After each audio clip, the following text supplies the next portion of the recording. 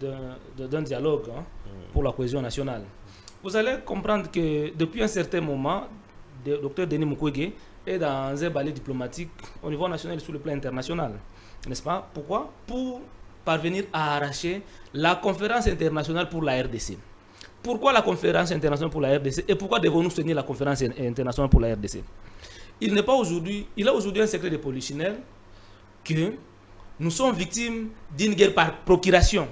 Il y a des proxys guidés, télécommandés qu'on utilise pour nous agresser afin que le tireur de ficelle au niveau international puisse bénéficier et continuer à avoir la même mise sur notre matière première. On organise, n'est-ce pas, l'exportation transfrontalière pour exporter notre matière première et l'avoir à un prix, sans négocier avec la RDC. Aujourd'hui, les proxys téléguidés qu'on utilise, c'est le Rwanda et l'Ouganda. Le Rwanda, l'Ouganda n'ont pas de matière première. Et on maintient la guerre chez nous, n'est-ce pas, pour que la matière première soit exportée. Et au-delà de ça, nos populations souffrent, sont victimes de guerres, de viols, de tueries et consorts. Et c'est Dr Denis Mukwege qui apporte des soutiens à toutes ces populations-là.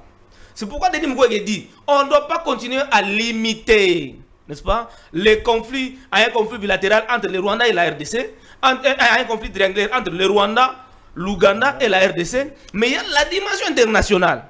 Et c'est pourquoi il faut qu'on s'assoie, qu'on organise une conférence internationale pour la RDC, où nous allons nous asseoir, nous la RDC, n'est-ce pas? Nous la RDC, le pays agresseur, les détenteurs de multinationales. Pourquoi il y a cela? Vous savez que la matière première très convoitée, c'est le cobalt, c'est le cuivre qu'on trouve, dont les gisements se trouvent ici. Et ce sont des minéraux qui sont indispensables aujourd'hui à l'industrie électronique. Sans nos matières premières en RDC, l'industrie électronique mondiale, tombe. Ouais. Et ces multinationales cherchent à avoir toujours la même mise sur la situation pour que nous continuions dans ce cycle infernal ici.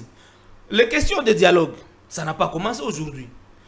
Nous avions été en 1999 à Sun City, non, à Lusaka. On a négocié. Il y a eu des accords. Après Sun City, non, après Lusaka, il y a eu Sun City. Et ceux qui ils savaient que non, nous faisons des accords. Mais la situation de guerre va revenir parce qu'on n'a pas encore touché la question profonde de ces conflits-ci. Mais là, ils ont voulu d'abord se constituer une santé politique. Ils ont été amnistiés, mais ils savaient qu'à n'importe quel moment, que notre mandat puisse terminer, mais après la situation pourra encore ressurgir. C'est ça la situation dans laquelle nous sommes ici. Il y a eu des dialogues à Goma. Il y a eu le dialogue de partout. Et aujourd'hui, on continue à nous montrer avec le dialogue, avec le processus de Luanda et le processus de Nairobi, que les Rwandais, si on négocie avec les Rwandais, on aura trouvé solution. Effectivement, on n'aura pas solution. Il n'y aura pas solution parce que les mêmes revendications ont été les mêmes revendications de 99 jusqu'à aujourd'hui. Et la solution n'a jamais été trouvée. C'est pourquoi il y a nécessité de soutenir la conférence internationale pour la RDC. Au-delà de ça, parce que Dr Mukwege n'est pas hostile au dialogue. Mais Denis Mukwege n'est pas dans la logique du dialogue pour le renforcement de la cohésion nationale. Oui. Parce que c'est ce type de dialogue-là, ça finit toujours par partager le pouvoir. Vous allez voir Martin Fayoulou devenir Premier ministre, Pasteur ici, devenir ministre, c'est pas moi, des Affaires sociales. Donc les politiciens, ils vont encore se partager le pouvoir, mais ils n'auront pas touché les questions profondes des conflits pour lesquels nous sommes confrontés. Mais Dr Mukwege est favorable pour le dialogue de renforcement de la conscience nationale. Okay. Oui, le dialogue de renforcement de la conscience nationale. Et non pas le dialogue dont nous sommes de chercher pour se partager encore le pouvoir. Nous étions... Les partages de pouvoir... Laissez-moi terminer ma réflexion. Nous étions dans le dialogue de Senko avec le prêtre. Ça aboutit à quoi? À 2 reprises. Au partage de pouvoir. Et si nous ne faisons pas attention, nous risquons encore de se retrouver dans le même cycle. On fait le partage de pouvoir et du coup la situation des Congolais reste. C'est pourquoi Denis Mukwege il ne s'arrête pas là-bas. Il dit, ce dialogue ici de renforcement de la conscience nationale, c'est une étape par laquelle nous devons passer pour que nous tous Congolais, nous soyons au même diapason. Parce que lorsque nous allons à cette conférence internationale pour la paix en RDC, que nous avons la même parole. Parce que là-bas, il n'y aura pas opposition, il n'y aura pas majorité. C'est le Congo. Okay. Ouais. C'est le Congo qui sera là en train de gagner. Et donc l'opposition et la majorité, vous êtes nivellés au même niveau. Quand vous allez négocier maintenant, vous allez parler le même langage et nous allons être forts. Rappelez-vous, je crois si j'ai bonne mémoire, en 1955, lorsqu'encore le père de l'indépendance s'est battu pour l'indépendance, tout le monde avait mis à côté son ego. Okay. Ils sont allés, n'est-ce pas, en Belgique, en conférence. Et à ce moment-là, Lumumba était en prison. Le père de l'indépendance avait exigé que Lumumba, pendant que Lumumba et les autres, ils n'étaient pas dans la... Ils ne parlaient pas le même langage. Mais ils se sont mis ensemble. Ils sont allés à la conférence et ils ont fini par obtenir, n'est-ce pas, l'indépendance. Et donc, c'est là qu'est Dr Mukwege. Et ceci, ce dialogue-là de renforcement de la conscience nationale aura quel but? C'est de remédier à la faiblesse étatique. Les problèmes que nous avons ici. Il y a des problèmes ethno-tribaux qui ont été gérés par le pouvoir, l'actuel pouvoir et le pouvoir précédent, et ce qui a causé, qui a participé à l'affaissement de la sécurité au pays. Ça doit être remédié au dialogue de renforcement des capacités nationales. Il y a aussi le problème de partage, n'est-ce pas, de revenus nationaux, les ressources nationales. C'est un problème qui a, à un moment donné, causé des inégalités dans notre pays. Et ça, c'est géré aussi par le gouvernement en place.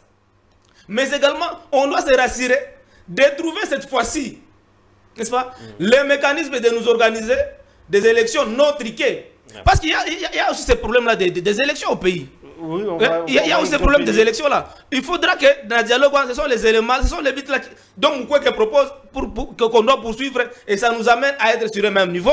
Pour que quand nous allons aller à la conférence internationale pour la paix, là où nous serons le pays agressé, les proxys qu'on utilise, n'est-ce pas? La communauté internationale, qu'on puisse parler pour que nous puissions quitter ce cycle infernal ici de la guerre. Parce que quand vous attendez monsieur Pasteur en train de parler ici, vous comprendrez qu'il n'a pas fait allusion aux gens qui financent. Parce qu'on peut aller au dialogue, on partage le pouvoir. Mais ceux qui financent auront toujours la même mise sur la situation de sécurité de notre pays. Et pourtant, c'est là qu'il faut d'abord commencer à taper pour que cette même mise-là soit dissipée. Et je finis par là. Moi, je comprends la position de Martin Fayulu. Martin Fayulu vient des États-Unis. Vous êtes sans ignorer que le gouvernement ici a payé des millions aux lobbyistes internationaux. Et je suis certain que Martin Fayulu aurait rencontré ces lobbyistes-là qui l'ont amené à changer la position. Et c'est aberrant. Il a compris les dangers. C'est aberrant. C'est aberrant. Que le pays puisse payer des lobbyistes au niveau international, alors que nous avons Mukwege, nous avons cette cartouche diplomatique très audible au niveau international qui ne demande même pas du franc pour trouver solution aux problèmes que nous avons. Merci beaucoup. Ouais. C'est vraiment, moi je ne comprends pas comment on peut arriver à ce stade-là. Et donc, nous avons intérêt à soutenir la conférence internationale pour la paix en RDC, qui va passer par le dialogue de renforcement de la conscience nationale, afin que tous les Congolais soient au même diapason, n'est-ce pas? Pour aller maintenant à cette conférence-là. Merci beaucoup. Alors, M. Eri, plaidoirie pour un dialogue entre la classe politique sous la médiation de chefs religieux. Vous avez suivi les deux démarches entre Mukwege et Martin Fayulu. Votre point de vue? Voilà, mon point de vue par rapport à la situation d'abord générale, sur la demande ou la sollicitation, la main tendue de Martin Fayulu pour un dialogue en vue de renforcer l'unité nationale et de mettre un terme à cette agression rwandaise. D'un côté, de l'autre côté, c'est une conférence internationale sur la RDC. Bien évidemment, messieurs les journalistes, si on jette un regard en arrière,